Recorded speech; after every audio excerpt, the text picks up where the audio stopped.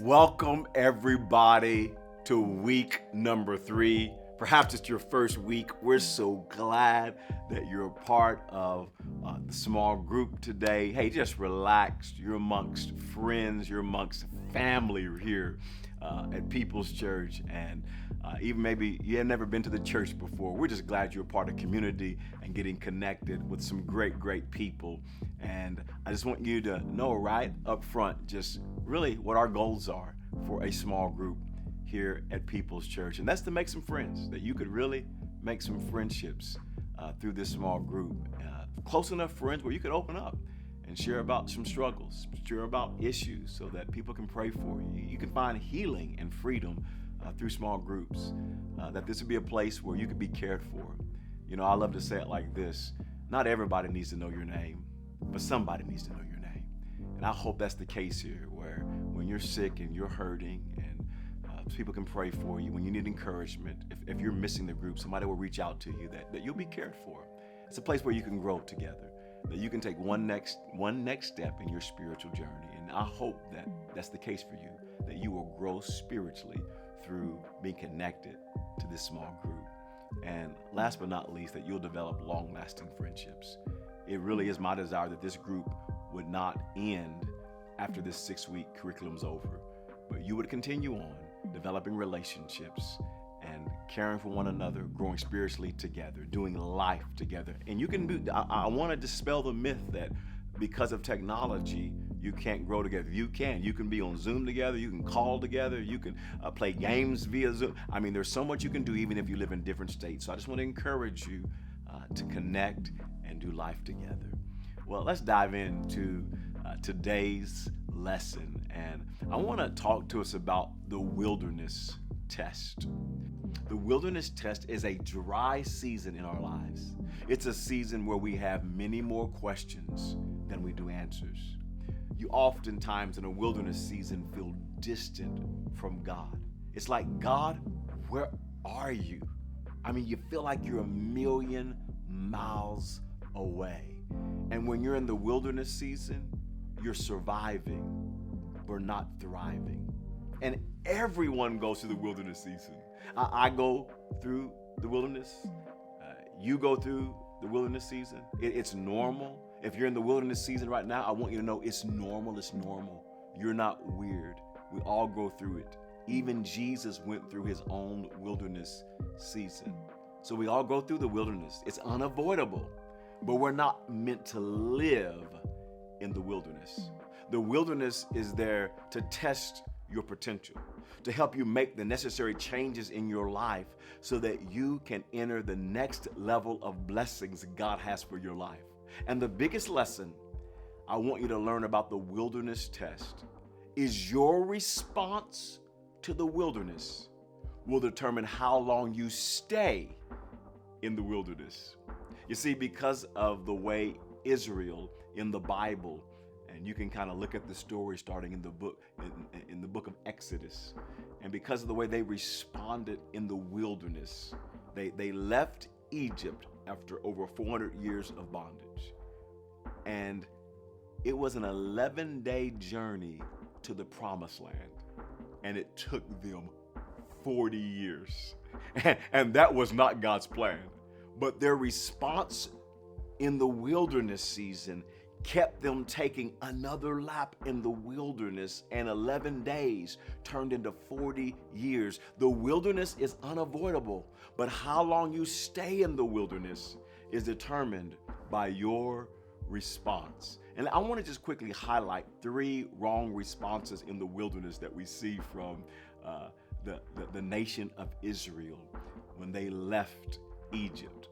And the first wrong response would be complaining and blaming. And complaining and blaming others will never get you out of the wilderness season. And the Israelites complained nonstop. And it's a big reason why they were in the wilderness for 40 years. I mean, you can do it. I'm not going to read the verses to you, but hey, you can jot these down and read it in your own time this week. But Exodus chapter 14, verse 11 and 12. Exodus chapter 15, verse 24, they complained there as well. Exodus 16, verse 1 through 3. Exodus 17, verse 1 through 3. Numbers chapter 11, verse 4. Numbers chapter 12, verse 1. Numbers chapter 14, verse 1 through 4. Numbers chapter 14, verse 10. Numbers chapter 20, verse 1 through 5. Numbers chapter 21, verse 4 through 5. They were just complaining. And Philippians chapter 2 and verse 14 says, do everything. Whew. This is a tough verse. This is a tough one. Do everything without complaining and arguing. And here's a second wrong response. And that is what I call mocking your miracle. Mocking your miracle. Israel, when they were in the wilderness, they prayed for food. They complained because they didn't have food.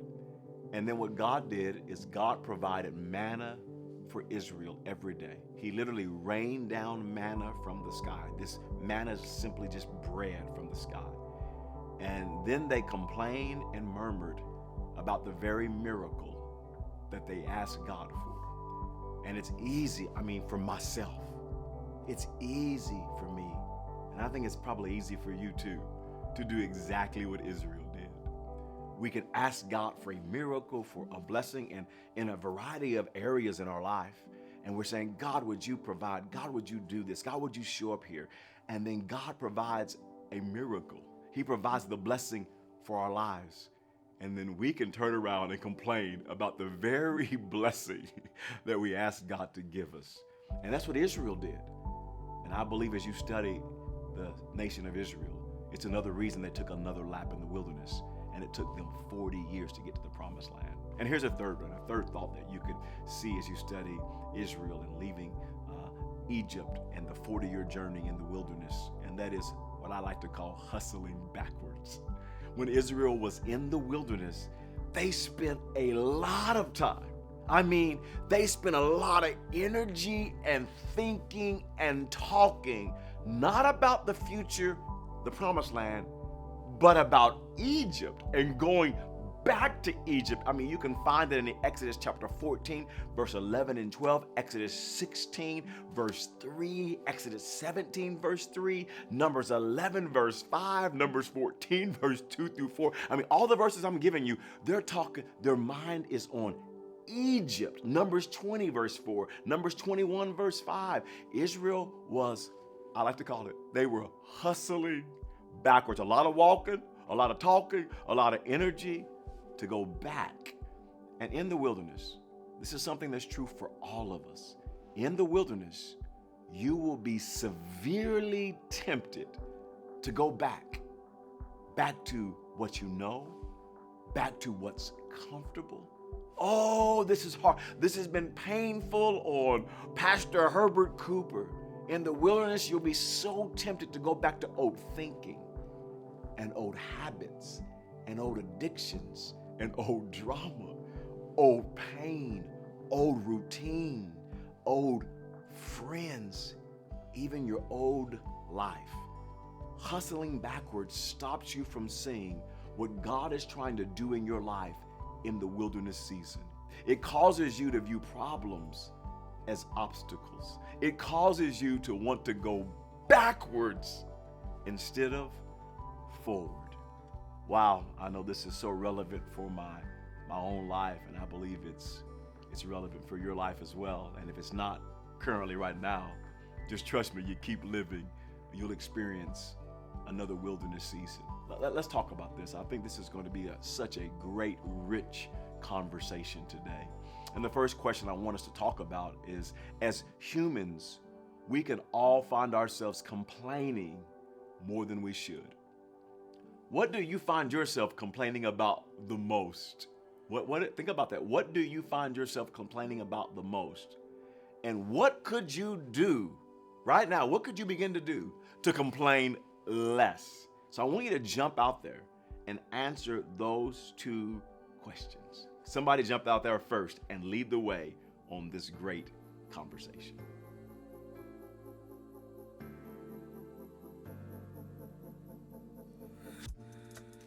Here's another question, kind of formed in a sentence type for you to jump out there and talk about.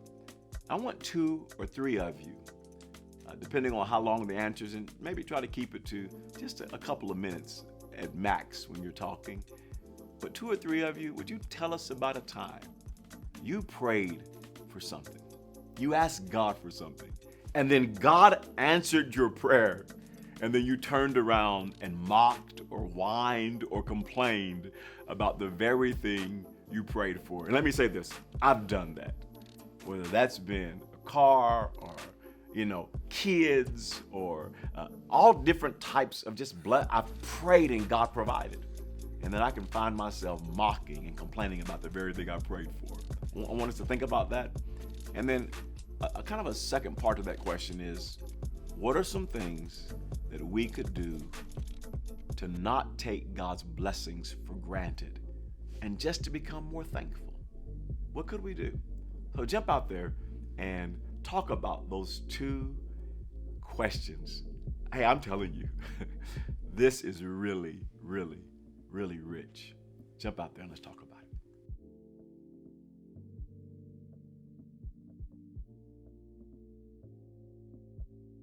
I realize that some of you right now are in the wilderness season.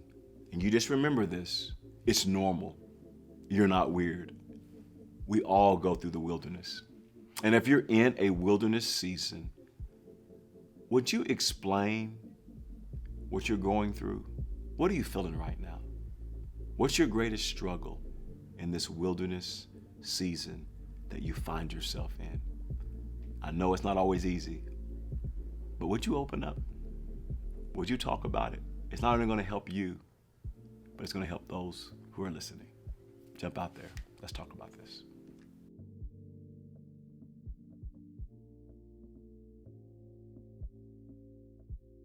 Question number 4. In the wilderness seasons of life, why are we so tempted? Think about this. I want this to just really process this. When we're in the wilderness seasons of life, why are we so tempted to go back to old habits and old routines and old thinking and even old people and relationships? And a second part of that I want us to talk about is, what is something you have been tempted to go back to? What's something in the wilderness season that you've been tempted to go back to? Let's talk about that.